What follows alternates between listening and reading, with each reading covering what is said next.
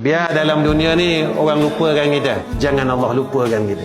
Biar dalam dunia ni orang tak tengok kita, tapi Allah tengok kita. Biar dalam dunia ni orang tak hargai kita, tetapi Allah menghargai kita. Manusia ni tuan-tuan selalu khianati kita. Manusia ni selalu sakitkan kita. Yang tak pernah sakitkan kita Allah Ta'ala. Yang tak pernah khianati kita Allah. Yang tak pernah zalimkan kita Allah. Berkali-kali kita buat salah, Allah tak tegur balas. Mengumpat sampai sekarang tak pernah berhenti. Tinggal semayang sehingga hari ini Allah tak terus balas.